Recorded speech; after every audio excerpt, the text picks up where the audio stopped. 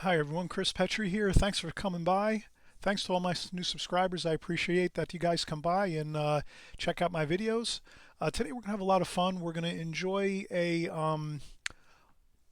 idea on how to capture a certain look in your painting that you're after.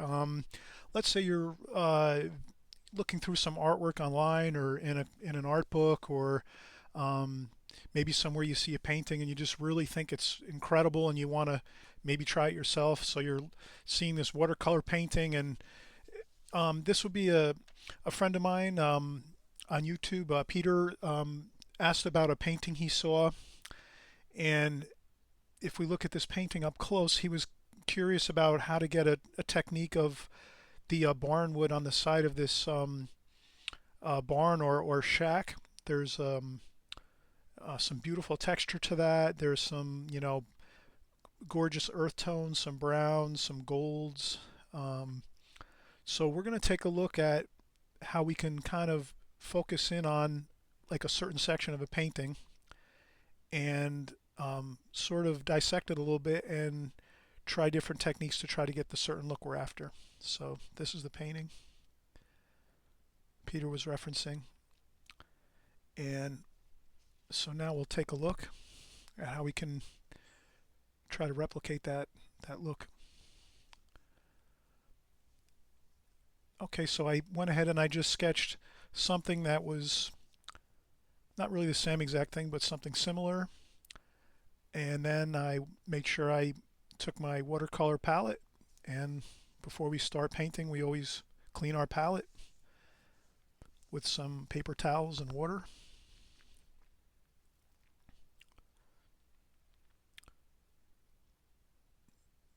So anytime we're getting ready to paint, we're going to clean our palette and make sure it's clean, all the paint's off, it's dry.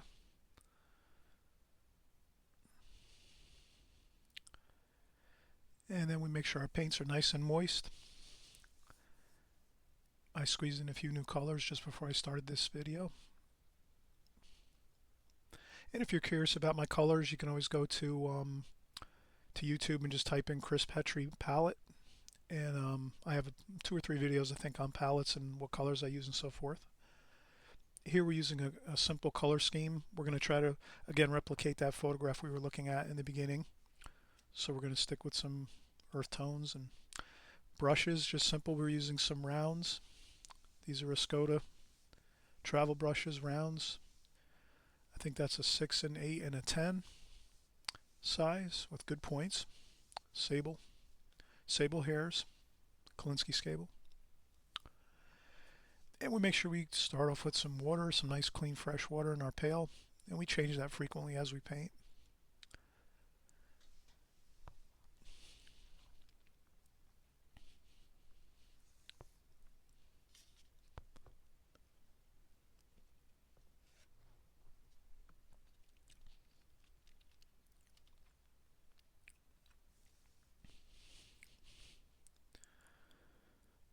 We have rough Arches rough paper here. So it's a nice, really textured rough surface paper, and then we can get those interesting textures on our painting. So here I just put out onto the palette some of the same colors we're looking at. Um, Burnt umber, that's some violet, mineral violet, and then some gold colors. That would be yellow ochre and also some raw sienna.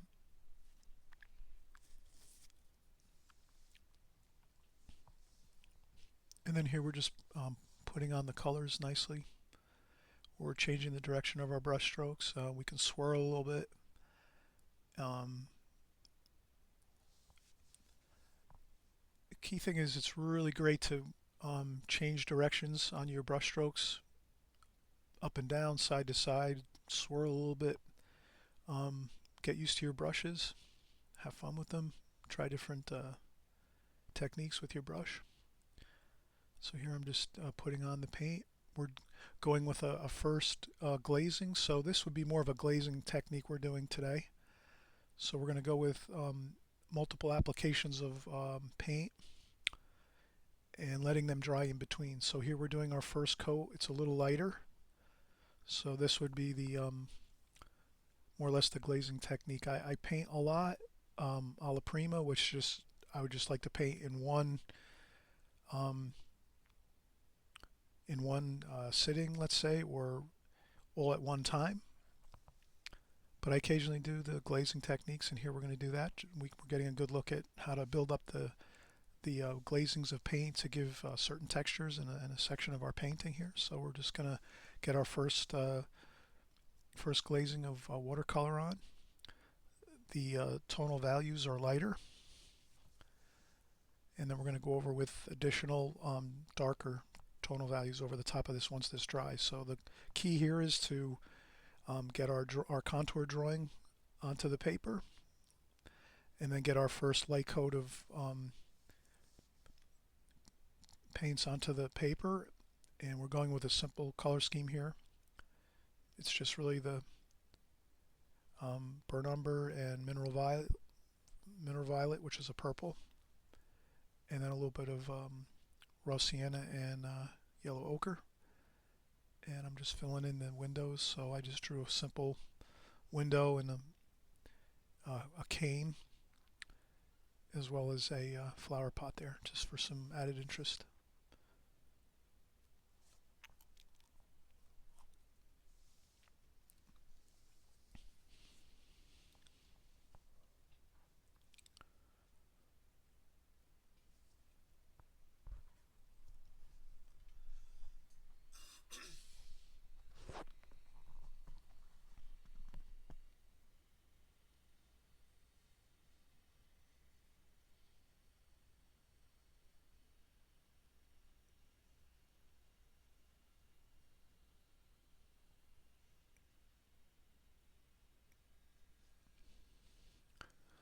Okay, so here we have our first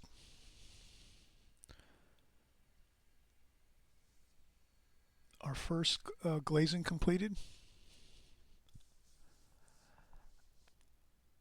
We're letting it dry. I use the blow dryer a little bit to speed up the drying process. That's definitely a key point here. You have to definitely let this dry in between glazings. Otherwise you'll have issues. So you let this completely dry to the touch, and then we wipe up our palette again, clean off all the paint with a little bit of water and paper towel, and then we wipe it down till it's dry or somewhat dry, and then we'll go back into our second glazing.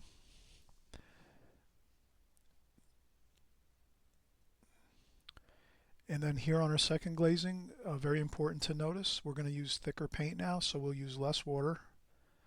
So when we're using our brushes, we'll check off some of that water on a paper towel, maybe a little bit, or a sponge, so that we're not using too much water mixed with the paint. We want to use less water. So here you'll see it's a little bit less water in my paint mixture on my palette. And then we'll continue with those same colors. I added in a little bit of cerulean blue and cobalt blue, just to sort of get a little more cooler colors going, because so far the painting's very warm. It's got warm and cool in there, but definitely wanted to make sure I get some blue in there. All right, and we're going in with some darker washes now, you'll see.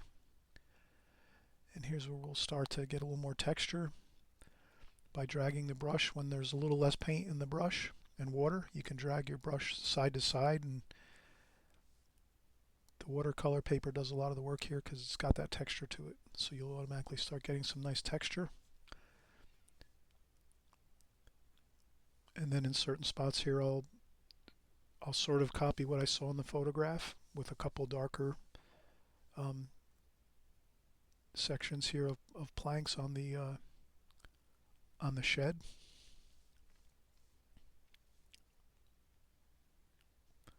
And we can speed up here a little bit, so we're kind of getting the idea. And we're doing some lines, just some real loose lines across for the barnwood siding here.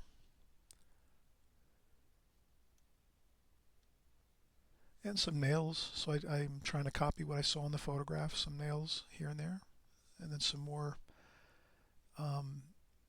Does that make sense? When we drag our brush across real lightly, you get that effect because the watercolor paper is textured, and if you drag across real lightly, you get that nice texture. But the brush can't have too much water in it. You have to make sure you're using less water and paint when you're doing this second coat or the second glazing here. And I'm doing some splashing too. That gives us some more texture, some more interesting textures on the barnwood. And I'm putting in a little cooler color here on the cane or the staff. And then if something doesn't look right, you can always take a tissue quick and lift up the paint a little bit. And I'm going with a little darker spots on the cane there. And we'll speed up. We're just doing the same thing here. Some more splashes, and then we're going to go in and do some details on the window here. Windows. I didn't mention this in the beginning, but the sunlight is pretty much, let's say if we were standing here in front of this barn, the light is over our heads, but sort of behind us a little bit. So the light is coming from behind us, sort of like up high in the sky. And that's why we'll see these darker shadows here. Because the sun's, maybe this is midday, so the sun's high up in the sky and the shadows are not going to be that long. They're going to be shorter. So the sun's coming from the top behind us a little bit in this painting. So I'm making sure to put those dark shadows underneath the window sections here, the panes of glass and the wood.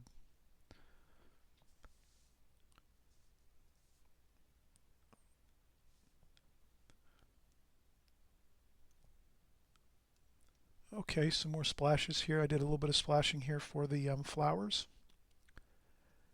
So I'm going to make a little interesting texture on that flower pot. We'll put in some flowers possibly.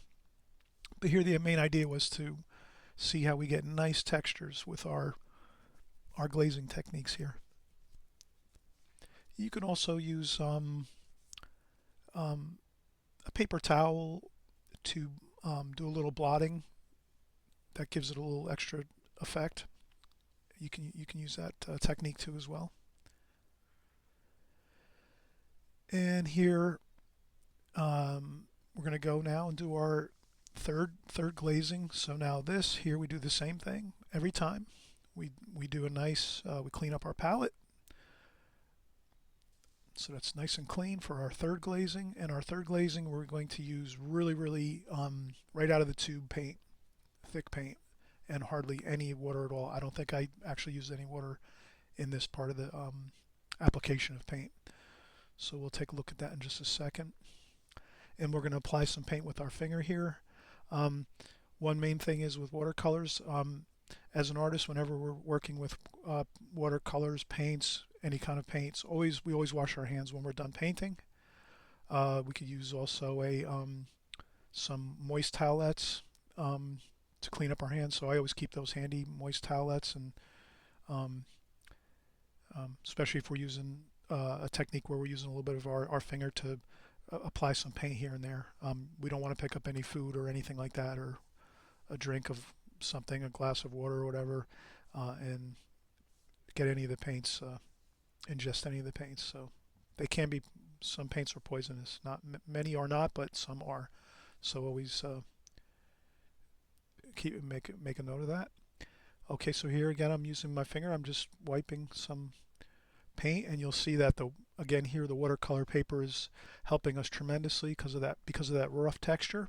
When we take that dry, really thicker paint and we use our finger to apply it across the paper, the grains of the paper actually will pick up that paint on only portions of the paper. So we get that nice rough look to the barn siding there. So that's another technique to use when we're painting. Okay, I hope this is helpful. I'm going to keep painting here, and everyone have a great day, great evening, great morning, and we'll see you on the next video. Bye bye now.